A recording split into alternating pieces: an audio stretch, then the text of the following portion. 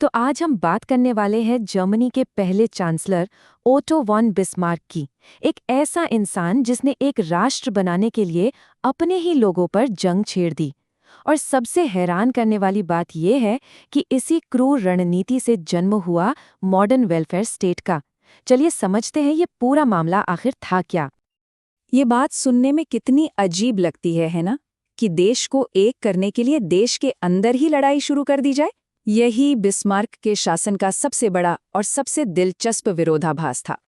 और यही वो सवाल है जो इस पूरी कहानी को और भी ज्यादा दिलचस्प बना देता है। कैसे एक ही रणनीति में इतना दमन और इतने बड़े सुधार दोनों एक साथ हो सकते हैं? बिस्मार्क ने एक ऐसा हैरान करने वाला रास्ता अपनाया जिसने जर्मनी को हमेशा के लिए बदल दिया। तो चलिए बिस्मार्क की रणनीति के पहले हिस्से को देखते हैं। ये था छड़ी वाला हिस्सा, मतलब उन लोगों को पहचानना और कुचलना जिन्हें वो नए साम्राज्यों के लिए खतरा मानते थे। इसके लिए उन्होंने एक शब्द गढ़ा, राइक्सफाइंडे, यानी साम्राज्य के दुश्मन। ये सिर्फ एक नाम नहीं था, ये एक बहुत ही सोची समझी राजनीतिक चाल थी। देखिए, जब देश के अंदर एक कॉमन दुश्मन बना दिया जाता है तो बाकी लोगों को राजा के पीछे एकजुट करना आसान हो जाता है। तो बिस्मार्क के निशाने पर कौन थे? देखिए, दो बड़े ग्रुप थे। पहले तो कैथोलिक, जिनकी वफादारी बिस्मार्क के हिसाब से जर्मनी के लिए नहीं बल्कि पोप के लिए थी। और दूसरे थे समाजवादी, जो उस समय के बढ़ते हुए मजदूर वर्ग की आवाज थे और जिन्हें राजशाही के लिए एक बहुत बड़ा खतरा माना जाता था। तो पहला निशाना बने कैथोलिक। उनके खिलाफ एक बड़ा अभियान छिड़ा गया जिसे कहते हैं कुल्तूरकाम्फ, यानी संस्कृति के लिए संघर्ष। इसका सीधा मकसद कैथोलिक चर्च की ताकत को जड़ से खत्म करना था। और बिस्मार्क ने इसके लिए कोई कसर नहीं छोड़ी। उन्होंने एक के बाद एक ऐसे कानून बनाए जिनसे चर्च की शक्ति सीधी कम हो गई। सिविल मैरिज को जरूरी बना दिया गया, स्कूलों पर सरकार का कंट्रोल हो गया और यहाँ तक कि धार्मिक संस्थाओं को भी बंद कर दिया गया। हर कदम चर्च के प्रभाव को मिटाने के लिए था। लेकिन हुआ इसका एकदम उल्टा। इस दबाव ने कैथोलिकों को कमजोर करने की जगह उन्हें और भी ज्यादा एकजुट कर दिया और वो राजनीतिक तौर पर पहले से ज्यादा मजबूत हो गए। ये बिस्मार्क की पहली बड़ी घरेलू हार थी। तो कैथोलिकों से मिली हार से सबक लेते हुए बिस्मार्क ने समाजवादियों के खिलाफ एक बिल्कुल नई दोहरी रणनीति अपनाई। इस बार खेल सिर्फ छड़ी का नहीं था, बल्कि गाजर और छड़ी दोनों का था। देखिए, उस समय जर्मनी में इंडस्ट्रीज तेजी से बढ़ रही थी। इससे शहरों में एक बहुत बड़ा मजदूर वर्ग तैयार हो गया था, जो अपने हक के लिए सोशल डेमोक्रेटिक पार्टी के साथ जुड़ रहा था। बिस्मार्क के लिए ये एक और बड़ी समस्या थी जिसका हल निकालना जरूरी था।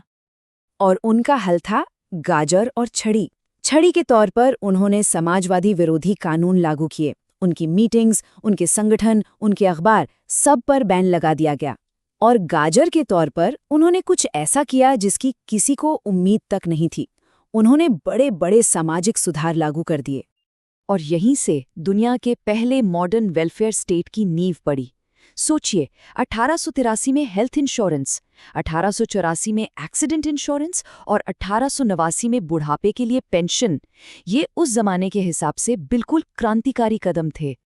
ये कोई छोटी मोटी बात नहीं थी। ये सिर्फ जर्मनी के लिए नहीं बल्कि पूरी दुनिया के लिए एक ऐतिहासिक पल था। बिस्मार्क ने दुनिया की पहली आधुनिक सामाजिक कल्याण प्रणाली बनाई थी। लेकिन एक मिनट, इसके पीछे का मकसद समझना बहुत जरूरी है। ये कोई दिल की भलाई नहीं थी, ये थी एकदम कड़क राजनीति।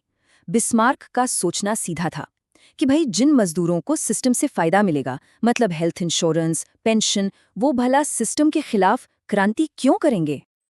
अब आते हैं बिस्मार्क की रणनीति के एक और जरूरी पहलू पर, उनकी इकोनॉमिक पॉलिसीज।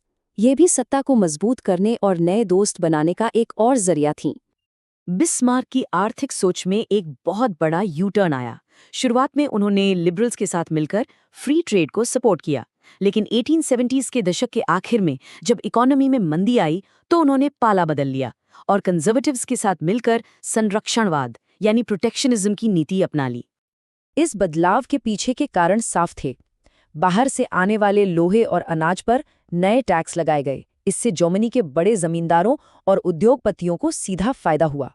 और राजनीतिक तौर पर लिबरल्स साइडलाइन हो गए और कंजर्वेटिव ताकतें और भी ज्यादा मजबूत हो गई। तो आखिर में बिस्मार्क की विरासत क्या है? क्या वो एक महान नेता थे जिसने देश को जोड़ा, या एक तानाशाह? सच कहूं तो उनका काम इन दोनों के बीच की एक बहुत ही जटिल कहानी है। हमें ये भी याद रखना होगा कि उनकी एकता की परिभाषा में सबके लिए जगह नहीं थी। उन्होंने एक जैसी जर्मन पहचान बनाने के लिए पोल्स जैसे कई जातीय समूहों पर जर्मनीकरण की नीतियां थोपीं, जो काफी दमनकारी थी। तो बिस्मार्क की विरासत एक दो-धारी तलवार जैसी है। एक तरफ उन्होंने जर्मनी को एक किया, उसे दुनिया का पहला वेलफेयर स्टेट बनाया, लेकिन दूसरी तरफ इसकी कीमत भी चुकानी पड़ी। समाज में गहरी दरारें पड़ गईं और लोकतंत्र का रास्ता रुक गया। और आखिर में ये सवाल हमारे सामने खड़ा होता है, क्या जबरदस्ती और दूर की सोच, इन दोनों को मिलाकर एक राष्ट्र बनाया जा सकता है? बिस्मार्क का जर्मनी इस सवाल का एक बहुत शक्तिशाली और शायद एक चेतावनी भरा जवाब भी देता है।